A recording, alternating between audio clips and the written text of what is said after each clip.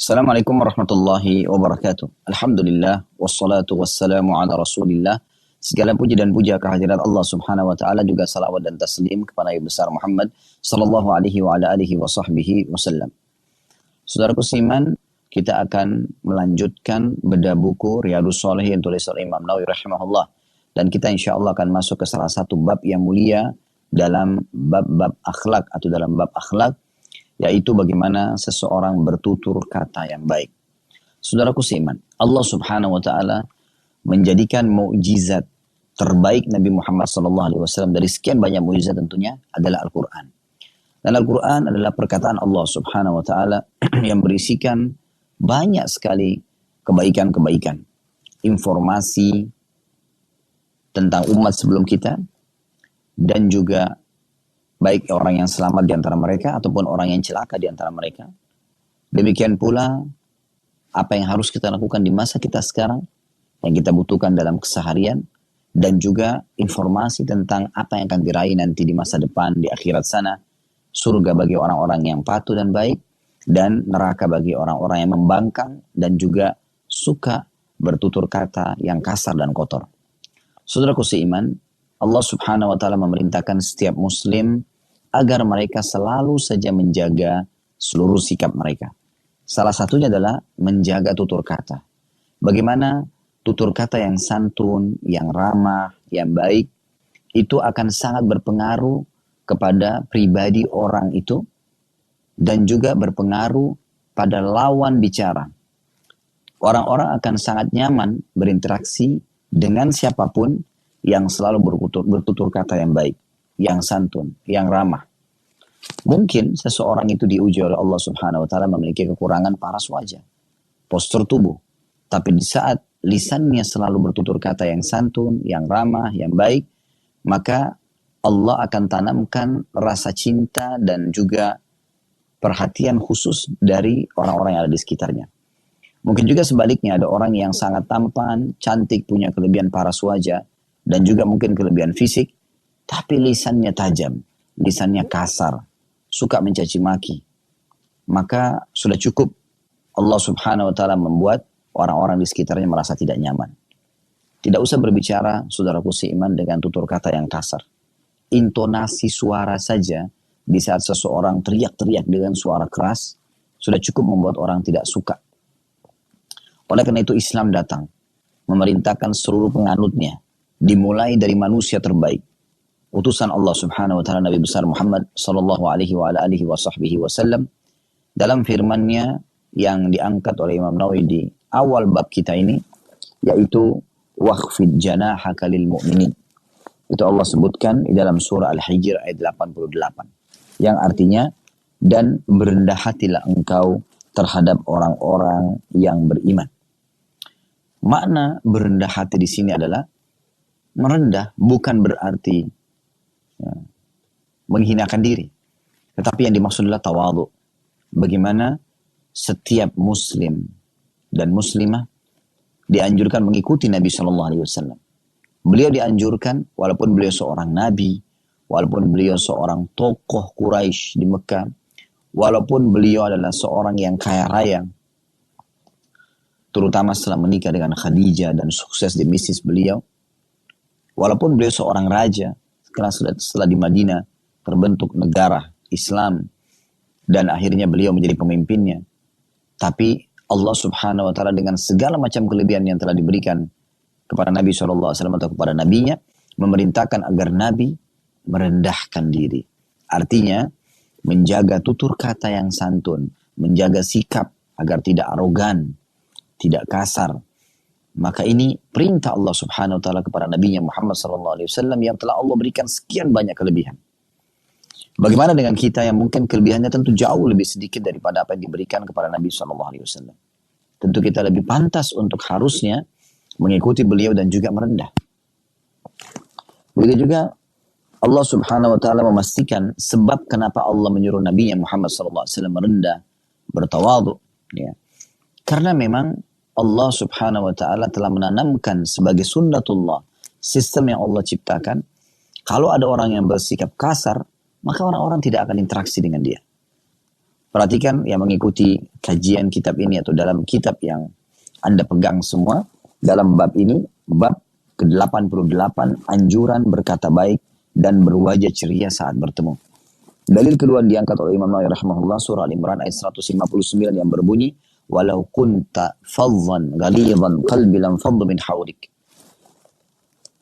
Sekiranya engkau wahai Muhammad bersikap keras, kasar, ya, dan berhati yang kaku, tentulah mereka akan menjauh atau menjauhkan diri dari sisimu atau sekitarmu.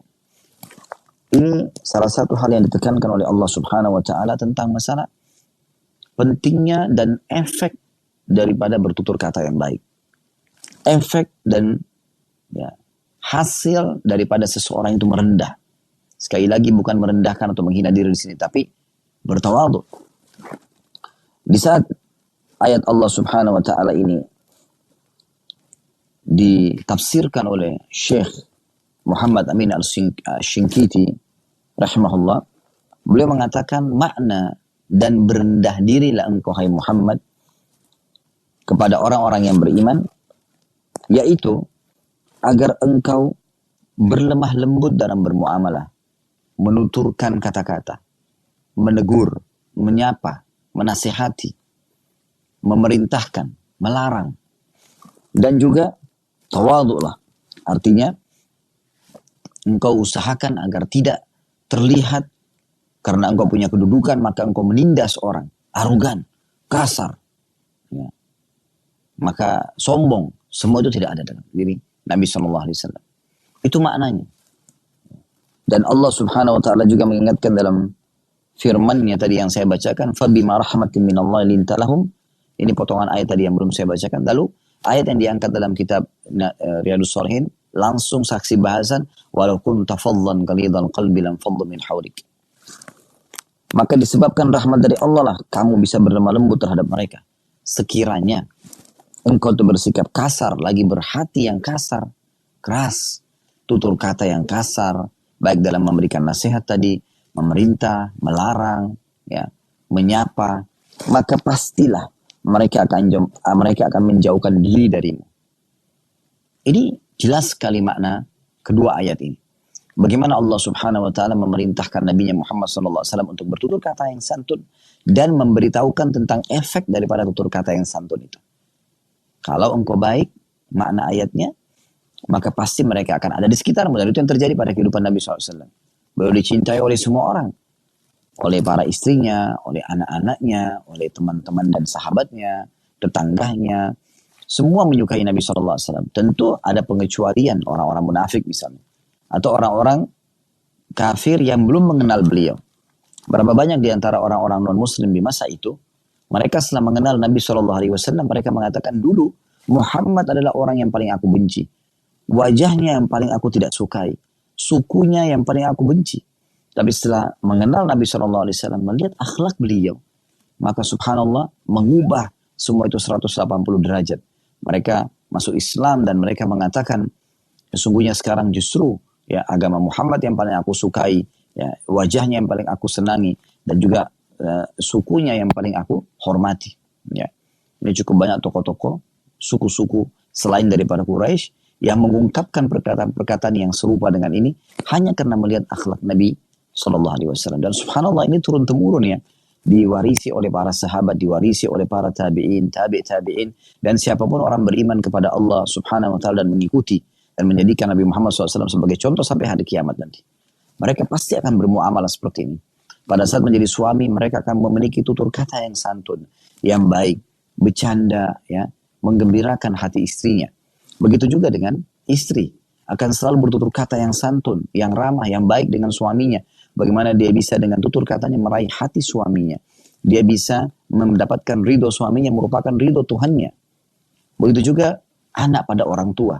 Bagaimana mereka bisa mendapatkan pahala bakti dengan orang tua dengan tutur kata yang santun. Allah Subhanahu wa taala menekankan dalam Al-Qur'an tentang masalah itu. Walaupun orang tua dalam kondisi non-muslim, orang tua mungkin ya bermuamalah kurang baik dengan kita sebagai anak, tetap kita disuruh untuk bertutur kata yang baik. Jangan pernah ucapkan kalimat kepada mereka. Begitu juga orang tua pada anak. Bagaimana Nabi SAW memberikan contoh kepada para sahabat, menciumi Hasan dan Husain radhiyallahu anhuma, bercanda dengan mereka, bertutur kata yang santun. Bagaimana Nabi SAW bermuamalah dengan sangat baik dengan para pembantu-pembantunya. Ya. Sampai digambarkan oleh Anas radhiyallahu anhu yang menjadi pembantu 10 tahun.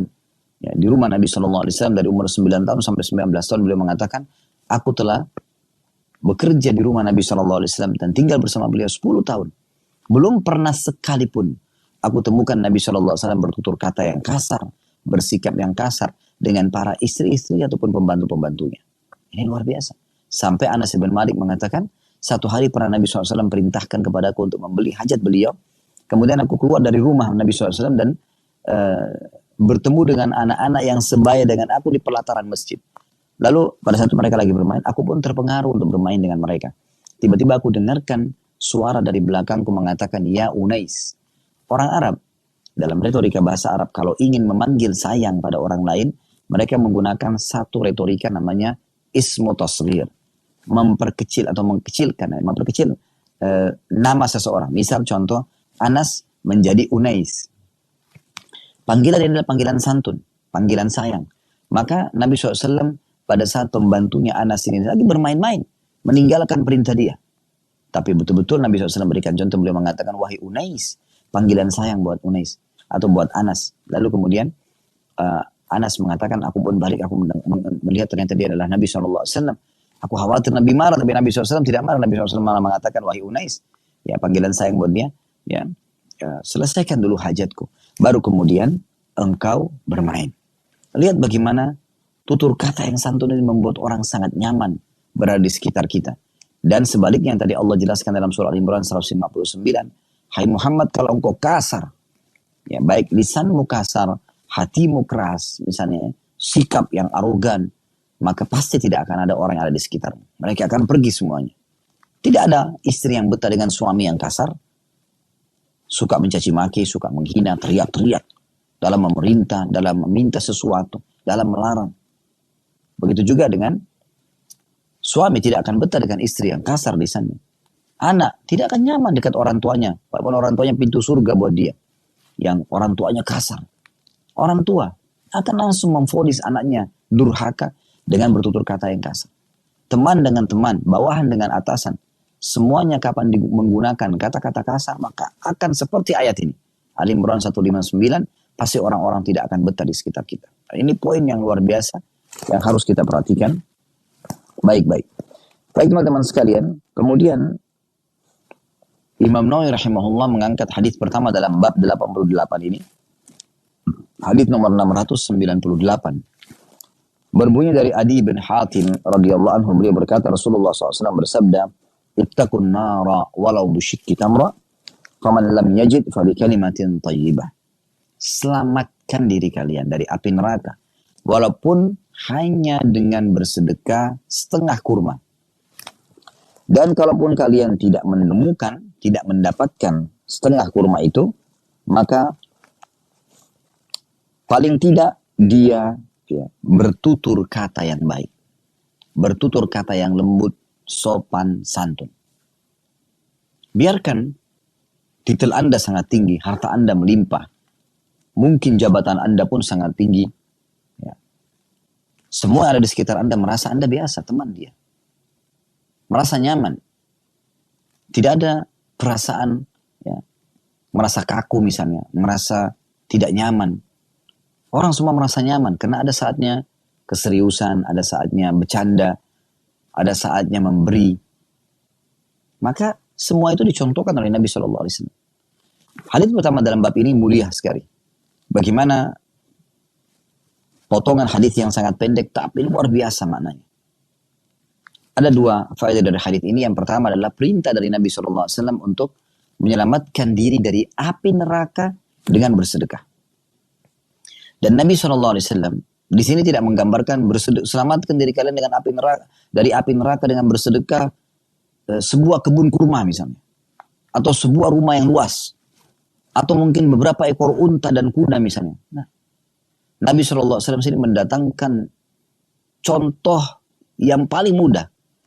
Orang miskin pun bisa bersedekah dengan apa yang Nabi SAW sebutkan, yaitu setengah kurma. Maknanya kalau Anda punya sebutir kurma saja, jangan makan sendirian. Bagi dua, sedekahkan kepada orang lain. Kurma, saudaraku seiman, biasanya orang beli, ya, kalau dibeli ya, itu biasanya setengah kilo, 1 kilo. Tidak ada penjual kurma mungkin yang menjual kurma per butir. Ya, begitu juga Anda tidak mungkin membeli 1 butir. Karena memang kurma murah, ya, karena jenisnya banyak. Tentu ada jenis kurma yang mahal. Tapi kita bicara umumnya. Kurma itu, kalau 1 butir Anda datang mau beli ke sebuah toko, mungkin pemilik toko akan memberikan Anda cuma-cuma. Karena mudahnya. Maka Nabi SAW mengatakan, selamatkan diri kalian dari api neraka. Dengan sedekah. Dan sedekah ini dengan sesuatu yang paling gampang. Kalau kita misalnya Anda mengatakan kita kan tidak punya kurma, Ustaz. Atau di Indonesia misalnya jarang ada kurma, walaupun sekarang banyak ya, melimpah Masya Allah. Mungkin ada sebagian wilayah terpencil misalnya, di pedalaman Irian, di pedalaman Kalimantan, misalnya cukup jauh, atau di wilayah manapun, misalnya di Sulawesi, di Sumatera, misal di Jawa, ada tempat terpencil yang pedalaman mungkin tidak sampai padanya kurma. Oke, apa yang Anda punya di sana? Buah-buahan misalnya. Mungkin ya, seperti jambu misalnya. Biasanya jambu juga orang jual per kilo ya. Anda cuma mampu punya jambu. Jambu air kah, jambu biji kah, atau jambu apa. Contoh saja misal. Maka tetap jangan makan sendirian. Bagi dua. Mungkin di wilayah Anda, jagung misalnya ada. Mudah didapat, misal contoh. Atau apa saja. Yang kira-kira Anda bisa dapatkan, dan itu mudah buat Anda.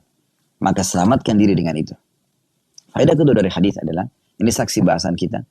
Kalaupun mau opsi lain, atau tidak menemukan sedekah dengan sebutir kurma yang dibagi dua, maka kata Nabi SAW dengan tutur kata yang baik. Ternyata dengan bertutur kata yang baik ini, terhitung sedekah. Dan bisa mendapatkan penyelamatan dari api neraka. Coba Anda bisa bayangkan. Api neraka yang berkobar-kobar yang akan membakar dan menjadi inti penyiksaan. Ya. Sesuatu yang paling besar yang diancamkan bagi orang yang membangkang kepada Allah Azza wa Jalla pada hari kiamat adalah api neraka. Kata Nabi SAW akan didatangkan neraka pada hari kiamat yang ditarik dengan 70.000 rantai. Di satu rantainya ada 70.000 malaikat yang menariknya. Begitu besarnya neraka tersebut. Dan Allah Subhanahu wa Ta'ala memberikan gambaran bagaimana dalam neraka itu taghayyuzan wa zafira. Ada suara, ada letupan-letupan. Menakutkan sekali. Kalau kita tersentuh sedikit api dari korek gas, di jempol kita saya sudah sangat panas. Bagaimana kalau seluruh tubuh? Tempat penyiksaan yang luar biasa. Orang walaupun belum pernah lihat neraka, maka kalau ditanya mau masuk neraka nggak, pasti jawabannya nggak mau. Allah Subhanahu wa Ta'ala memudahkan kita menyelamatkan diri dari api neraka dengan tutur kata yang santun. Walaupun Anda marah, Nabi SAW kalau marah, seringkali cuma terlihat dari raut wajah beliau. Atau, kalaupun beliau menegur, maka beliau menegur dengan kosakata yang tepat. Tidak berlebihan. Sehingga akhirnya cukup memberikan peringatan kepada orang tersebut. Ini akhlak. Ini hal yang luar biasa. Yang bisa menyelamatkan seseorang dari api neraka. Hadis yang kedua, dalam bab ini, urutan 699 dari awal belajar, berbunyi dari Abu Hurairah radhiyallahu anhu bahwa Nabi SAW bersabda, wal kalimatu thayyibatu sadaqah. Dan kata-kata atau tutur kata yang baik itu terhitung sedekah. Tentu kedua hadis ini, hadis pertama tadi dan hadis kedua ini, 698 dan 699 dua-duanya diriwayatkan oleh Bukhari Muslim atau muttafaqun alaih. Hadis kedua ini memberikan gambaran kepada kita, ternyata setiap hari kita bisa lakukan ini. Setiap kali kita menyapa orang, Assalamualaikum warahmatullahi wabarakatuh. Apa kabar Pak? Apa kabar Bu? Misalnya. Atau kita tegur sapa dengan pasangan. Bagaimana kabar sayang misalnya. Sama anak-anak. Dengan santun dan ramah. Pahala semuanya. Pahala. Bisa menyelamatkan dari api neraka. Dari hadits nomor 698. 699 Anda seperti bersedekah. Berapa banyak tutur kata yang kita bisa ucapkan dalam keseharian. Yang mendatangkan pahala yang melimpah. Karena terhitung sedekah. Menyelamatkan dari api neraka. Coba Anda bayangkan. Setiap hari kita akan ngomong, kita akan berbicara. Kita akan menyapa, kita akan menegur, kita akan menyuruh, kita akan melarang. Maka semua itu bisa kita gunakan untuk menjadi sedekah di jalan Allah Subhanahu wa Ta'ala. Ini luar biasa. Ya. Kemudian hadis yang terakhir yang diangkat beliau adalah hadis nomor 700 dari Abi Dzar radhiyallahu anhu. Ini hadis ketiga dalam bab kita. Beliau sallallahu alaihi wasallam bersabda, beliau berkata, Rasulullah SAW bersabda, la tahqiranna minal ma'rufi syai'a walau an talqa akhaka biwajhin talqin. Artinya, jangan sekali-kali kamu meremehkan kebaikan sedikit pun. Ya. Ada kesempatan segera lakukan. Meski engkau ya, hanya berjumpa dengan saudaramu dengan wajah yang ceria. Tunjukkan kegembiraan, keceriaan. Subhanallah, ada orang, atau banyak orang memang begitu ya. Karena seringnya ceria, maka tampak di wajahnya keceriaan itu. Kita nyaman interaksi. Ada orang karena kesehariannya selalu emosional, marah, maka juga nampak di wajahnya orang tidak nyaman. Dari hadis ini kita bisa ambil pelajaran 2 poin penting, faedah. Faedah yang pertama adalah bagaimana Nabi SAW memerintahkan kita agar jangan pernah menunda-nunda amal saleh. Walaupun kita anggap remeh. Mungkin karena kita anggap, oh cuma amal sunnah misalnya. Ini sekarang Ramadan. Dan kita sudah sebentar lagi insya Allah menutup Ramadan. Sudah di malam-malam terakhir. Tanpa terasa. Sudah 21 hari berlalu. Saudaraku seiman. Ada hadis Nabi SAW. Man shoma Ramadana. Thumma atba'u sittan min syawal. Kana kasawmad dahar. Siapa yang berpuasa Ramadan sebulan penuh. Lalu dia ikuti dengan 6 hari. Dari hari Syawal. Sebentar lagi akan masuk Idul Fitri 1 Syawal. Insya Allah Allah panjangkan umur kita di atas ketaatan. Dia ikuti puasa Ramadannya dengan 6 hari dari hari-hari Syawal, maka pahalanya sama dengan puasa setahun penuh. Ada kesempatan lakukan. Jangan Anda mengatakan, oh saya kan sudah puasa sebulan penuh Ramadan, sudah cukup sunnah, nggak penting. Ya. Kata Nabi SAW, la tahkiranna minal ma'rufi syai'a. Jangan pelit-pelit, jangan perhitungan. Jangan menganggap remeh sebuah amal saleh. Ada kesempatan sedekah, ada kesempatan baca Quran, ada kesempatan berzikir, berdoa, membantu saudara muslim, menasehatin, mengingatkan, apa saja. Jangan pernah menunda itu. Dan selalu jadikan prinsip sebagaimana sering kami sampaikan di pengajian-pengajian kami teman-teman sekalian. Dan itu saya jadikan sebagai prinsip hidup saya. Ya. Yaitu jadikan setiap kesempatan amal soleh yang kita kerjakan, itu adalah kesempatan terakhir. Anggap setelah ini kita meninggal dunia. Maka sangat baik kalau kita tutup dengan kebaikan-kebaikan. Ada kesempatan sedekah. Ada kesempatan zikir. Jangan ditunda. Karena bisa saja itu adalah amal yang terakhir. Dan siapa yang meninggal dunia, tentu kita semua akan meninggal dunia. Dalam kondisi menutup hidupnya dengan amal soleh, maka beruntunglah dia. Ini poin penting. Faedah kedua dari hadis adalah, ini saksi bahasan kita. Walaupun kata Nabi SAW, engkau bertemu dengan saudaramu dalam kondisi wajah yang ceria. Kenapa suami itu selalu tegang dengan istrinya? Berapa banyak suami yang seperti itu? Sehingga pada saat dia keluar rumah istrinya gembira. Karena merasa pada saat dia di rumah ketegangan yang ada. Tidak ada candaan, tidak ada cumbuan, tidak ada keceriaan. Tidak ada kelembutan, tidak ada kemesraan. Berapa banyak suami yang rasanya tidak ingin masuk ke rumah ketemu dengan istrinya. Karena setiap ketemu yang ada mata yang melotot, lisan yang kasar. Dan semua ini tidak boleh dalam Islam. Dilarang keras dalam Islam. Neraka itu penghuninya adalah orang-orang yang kasar. Orang yang keras. Ini termasuk dosa. Ini sudah kami jelaskan di salah satu dosa-dosa besar. Ya. Yaitu bertutur kata yang kasar. Jorok, kotor. Lisannya. Sebaliknya, ahli surga itu adalah orang yang lisannya baik, santun, ramah. Maka di sini bertemu dengan saudara muslim, tentu prioritasnya adalah suami, istri, orang tua, anak. Baru kemudian umumnya orang-orang. Dengan wajah yang ceria. Biarkan Anda menghadapi masalah yang besar, tapi orang tidak tahu Anda menghadapi masalah itu. Selalu yang kita tampakkan keceriaan, kegembiraan. Bahkan seringkali Allah Subhanahu wa taala memang sengaja mendatangkan ujian kepada hamba-hambanya untuk menguji keimanannya. Ada orang yang membuat kita emosi, ada orang yang membuat kita marah. Karena kadang kita berada di satu kondisi di mana memang mungkin kita harus marah. Tetapi Allah Subhanahu wa taala sedang datangkan ujian tersebut. Coba tenangkan diri, kemudian mengambil hikmah dari semua itu. Tetap merespon dengan wajah yang baik, tutur kata yang santun, teguran pun yang tepat sasaran. Saudaraku seiman, banyak sekali manfaat orang yang bertutur kata yang baik dan sopan. Jadi itu hadis terakhir dalam bab, ada 3 buah hadis yang diangkat oleh Imam Nawawi rahimahullah. Kita akan coba lebih jelaskan ya, atau tambahan penjelasan dari yang kita bahas pada kesempatan ini, yaitu bertutur kata yang baik dan santun. Kalau Anda bertutur kata baik dan santun, Anda akan mendapatkan yang pertama sekali adalah Anda akan mendapatkan ya, pengampunan dosa dan juga penyebab masuk ke dalam surga. Dalam hadis Abu Shuraih radhiyallahu anhu, beliau berkata, Rasulullah SAW bersabda, pada saat dia bertanya, dia mengatakan, ya Rasulullah, dulluni ala amalin yudkhilul jannah. Wahai utusan Allah, tunjukkan padaku amalan yang dengan amalan itu aku bisa masuk ke dalam surga. Sahabat ini Abu Shuraih radhiyallahu anhu orang yang sangat cerdas. Dia bertanya agar selama dia hidup sebelum ajal datang, semua amalannya bisa membawa dia ke dalam surga. Tunjukkan aku ya Rasulullah. Maka Nabi SAW bersabda, inna min mujibatil maghfirah badlus salam wa husnul kalam. Ini indah sekali perkataan Nabi SAW.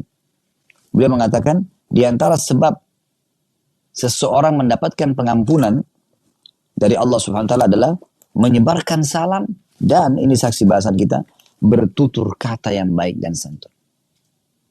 Jadi ternyata subhanallah, bukan hanya seperti tadi yang kita jelaskan dari kitabnya Riyadhus Shalihin ini, kalau ternyata dia akan mengampuni dosa dan juga akan bisa menarik hati manusia. Tapi di sini dijelaskan juga bahwasanya bertutur kata yang baik menjadi penyebab masuk ke dalam surga. Karena tadi Abu Shuraih bertanya, mengatakan, ya Rasulullah, tunjukkanlah aku amalan yang bisa masukkan aku dalam surga. Nabi SAW di sini tidak membahas tentang masalah sholat, karena orang sudah tahu semuanya sholat itu. Tapi Nabi SAW sedang menyinggung sikap dan bermuamalah seseorang muslim kepada manusia. Muslim atau orang non-muslim tentunya. Bagaimana mereka bisa meraih pahala yang sangat besar dari orang-orang di sekitarnya dengan muamalah yang baik, dengan tutur kata yang santun. Perhatikan sekali lagi kata Nabi SAW, di antara sebab yang pasti mendatangkan pengampunan adalah menyebarkan salam dan ya, husnul kalam, perkataan yang baik dan santun. Juga dalam hadis lain yang menjelaskan bahwasanya perkataan yang santun bisa membawa ke dalam surga, selain hadis Abu Shuraih tadi radhiyallahu anhu, hadis Ali radhiyallahu anhu, beliau berkata bahwasanya Nabi SAW bersabda, di surga itu terdapat kamar-kamar yang bagian luarnya nampak dari bagian dalamnya, dan bagian dalamnya nampak dari bagian luarnya. Dari luar bisa lihat ke dalam, dari dalam bisa lihat keluar. Karena bersihnya, indahnya, transparannya. Ini sudah cukup menggambarkan bagaimana indahnya istana yang dijanjikan ini. Maka seorang Arab Badui bertanya, apakah kamar-kamar tersebut atau diperuntukkan untuk siapakah kamar-kamar tersebut ya Rasulullah? Maka kata Nabi SAW, liman atabal kalama wa at'amat ta'ama wa adamas siyama wa salla lillahi billahi wan nasu niyam. Yang artinya, kamar-kamar istimewa itu di surga nanti disiapkan. Yang paling pertama adalah untuk orang-orang yang tutur katanya baik. Ini janji yang pertama. Ini orang yang pertama dijanjikan dapat kamar-kamar atau istana yang istimewa tadi. Atabal kalam, memang perkataannya baik, santun. Kemudian wa at'amat ta'am, memberikan makan orang lain, mentraktir orang lain atau berbagi makanan yang kita miliki. Kemudian wa adamas siyam, dan suka berpuasa. Lalu yang keempat, yang terakhir, wa shalla lillahi billaili wan nasu niyam, dan dia salat untuk Allah di malam hari sewaktu orang sedang tidur. Subhanallah, keempat poin ini semuanya ada di masa training Anda di Ramadan. tutur kata yang santun. Semua orang puasa disuruh berkata tutur kata yang baik. Sampai Nabi SAW mengatakan, kalau engkau sedang berpuasa satu hari, dan ada orang yang mengajakmu bertengkar, maka jangan dilawan.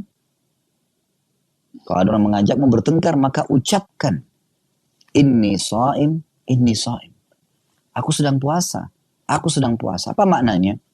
Aku sedang mengikuti program pelatihan di puasa. Untuk tidak bertengkar dengan kamu.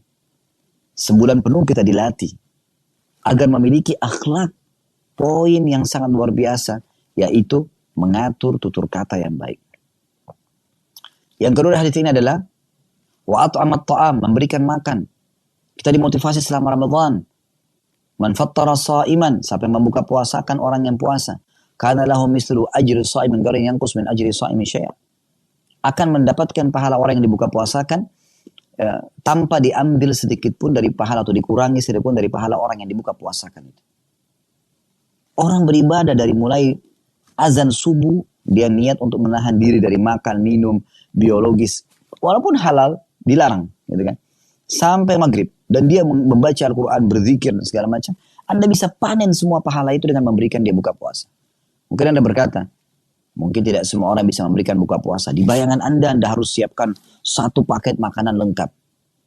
Pertanyaan ini pernah ditanyakan kepada Nabi SAW oleh seorang sahabat mengatakan. Dia sambil mengatakan, ya Rasulullah, tidak semua orang bisa memberikan buka puasa. Maka kata Nabi SAW, Allah akan memberikan pahala itu. Yang membuka puasakan orang. Kepada seseorang ya yang memberikan buka puasa kepada orang walaupun sebutir kurma. Maaf, walaupun seteguk air atau susu yang dicampur dengan air, ya, saya ulangi, Allah akan memberikan pahala ini membuka puasakan orang, panen pahala orang yang sedang puasa itu. Ya. Walaupun hanya dengan seteguk air atau susu yang dicampur oleh air, tentu susu kalau dicampur air sudah tidak terasa susu lagi. Tapi kalau begitu saja bisa berikan dan juga ya sebutir kurma. Artinya tidak ada orang yang tidak bisa melakukan ini. Di Ramadan ini berapa banyak ustadz-ustadz, para kiai, para dai menyampaikan, ayo buka puasain orang. Rame-rame Masya Allah di negara kita. Setiap RT, RW mengadakan buka puasa. Rumah-rumah warga digilir untuk bisa menyumbang ke musola. Anda pun bisa ikut di kegiatan-kegiatan yayasan sosial dalam membuka puasakan orang. Hampir seluruh yayasan sosial sekarang menawarkan program ini. Kami pun menawarkan. Kalau Anda ikutin kemarin kami sempat live. Di Mekah ini pun kami buat program untuk buka puasain orang. Kerjasama dengan yayasan resmi yang ada di sini. Begitu juga di Indonesia kami sudah buat program dari awal Ramadan. Anda juga bisa buat program sendiri. Bagi yang berminat untuk mengikuti partisipasi di program ini, Anda bisa lihat di media kami, di Instagram ada flyernya. Buka puasa di Indonesia, buka puasa di Mekah. Ini kesempatan mas. Kemudian, wa adamas siyam. Menjaga dan merutinkan puasanya Ramadan sekarang melatih kita. Sebulan penuh Anda dilatih puasa. Kenapa selepas Idul Fitri seperti orang lepas dari penjara ibadah? Gak mau lagi puasa. Lakukan puasa-puasa sunnah. Kalau Anda punya uzur. Kalau Anda tidak punya uzur, maka puasa saja. Tuh Anda sudah terbiasa puasa ini. Perhatikan ini semua ada di Ramadan. Luar biasa. Tutur kata yang santun. Ya, memberi makan orang. Kemudian juga merutinkan puasa, menjaga puasa. Dan sholat pada malam hari sewaktu manusia tidur. Kita sekarang diperintahkan sholat. Tarawih. Habis. Ba'da Isya. Kalau Anda tidak terbiasa sholat di tengah malam misalnya. Di Mekah sekarang. Alhamdulillah Allah mudahkan bagi kami ada di sini. Semoga Anda juga satu waktu bisa hadir di sini. Untuk bisa beribadah kepada Allah SWT. Ada tarawih. Ada qiyamul lail lagi. Semalam. Setelah pandemi. Cuma dikerjakan tarawihnya 10 rakaat. Witirnya dihilangkan dulu. Bukan dihilangkan, ditunda. Ya, selesai sekitar setengah 11 malam, jam 11 malam. Karena di sini sekitar setengah 9 azan Isya. Kemudian setengah 1 malam, lanjut lagi dengan Qiyamul Lail. 13 rakaat, witirnya di situ. Jadi total semua 23 rakaat. Sebelum pandemi, malah tarawihnya 20 rakaat, ditambah lagi Qiyamul Lailnya 13 rakaat. Saya saksikan sendiri semalam penuh masjid. Masya Allah, orang mengerjakan sholat. Jangan setelah lebaran ini, Idul Fitri, kita tidak jangan lagi sholat malam. Mungkin ada mengatakan, kan Ustaz tarawih itu bisa dikerjakan mudah karena selepas Ba'da Isya langsung sholat tarawih. Baik, Anda tiap hari sahur. Tiap hari sebulan penuh dilatih bangun di waktu sahur. Ini waktu sholat malam. Jangan tinggalkan, kata Nabi SAW, jangan tinggalkan sholat malam karena dia adalah kebiasaan orang-orang soleh sebelum kalian. Begitu juga bisa menyelamatkan dari api neraka. Disebutkan dari hadits Adi bin Hatim tadi, yang kita sudah bacakan hadisnya di awal-awal bahasan Riyadhus Shalihin tadi. Ibnu Battal mengatakan,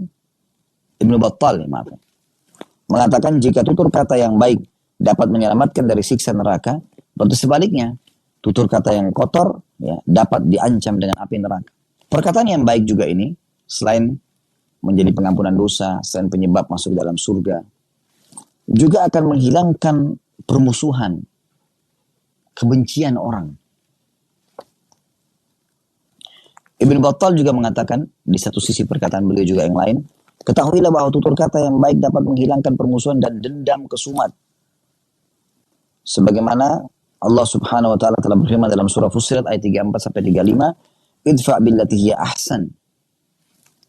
Tolaklah kejelekan itu Muhammad dengan cara yang baik. Fa idzal ladzi bainaka wa bainahu adawatun ka'annahu waliyyun hamim. Maka tiba-tiba orang yang di antara engkau dan dia ada permusuhan seolah-olah menjadi teman yang sangat baik. Ibnu Abbas radhiyallahu anhu berkata, Allah memerintahkan pada orang beriman untuk bersabar ketika ada yang membuatnya marah. Membalas keburukan dengan kebaikan jika ada yang berbuat buruk. Ya. Jika seorang hamba melakukan hal seperti ini, Allah akan melindunginya dari gangguan syaitan dan akan menundukkan musuh-musuhnya. Malah yang semula bermusuhan bisa menjadi teman dekat karena tingkah laku yang baik. Dan ini subhanallah, Allah subhanahu wa ta'ala memerintahkan kepada Nabi Muhammad SAW dan juga seluruh orang-orang beriman tanpa terkecuali. Semoga apa yang kita bahas tadi, teman-teman sekalian, bisa memberikan manfaat kepada kita dan mengubah kita menjadi lebih baik dari sebelumnya. Bahkan mungkin kalau tadinya buruk, kasar, keras, berubah, baik sebagai status suami, istri, anak, orang tua, atasan, bawahan, tetangga, teman, dan seterusnya. Semua itu akan sangat luar biasa kalau dikemas dengan kelembutan. Ingatlah selalu sabda Nabi SAW yang berbunyi, tidak ada sesuatu yang diselimuti oleh kelembutan, ma nazalinu fi syai'in illa zana, kecuali akan menghiasinya. Wa ma nuzi'a min syai'in illa syana. Dan tidak ada sesuatu yang diangkat darinya kelembutan, nggak lagi ada kelembutan, semuanya dengan kasar, kecuali akan merusaknya. Semoga Allah SWT menjaga kita agar selalu bertutur kata yang baik, santun, sopan, dan kita sudah rincikan panjang lebar tadi seperti apa. Dan juga semoga Allah Subhanahu wa taala memaafkan bila memang di masa lalu dulu ada kesalahan-kesalahan yang kita lakukan dalam masalah ini. Intinya setiap kali kita belajar di momen-momen seperti ini, ya, artinya di setiap kali ada kesempatan pengajian misalnya, maka itu tujuannya adalah supaya kita jadi baik ke depannya atau lebih baik ke depannya. Kita tidak bahas lagi yang lalu biarlah berlalu. Kalau baik, alhamdulillah sekarang kita pertahankan, kita lebih lakukan yang lebih baik lagi. Atau kalau yang lalu buruk, maka kita sekarang berubah menjadi baik dengan izin Allah Subhanahu wa taala tentunya. Kalau ada benar teman-teman sekalian dari Allah Subhanahu wa taala, kalau ada salah dari saya mohon dimaafkan. Subhanakallahumma bihamdika asyhadu an la ilaha illa anta astaghfiruka wa atubu ilaik. Wassalamualaikum warahmatullahi wabarakatuh.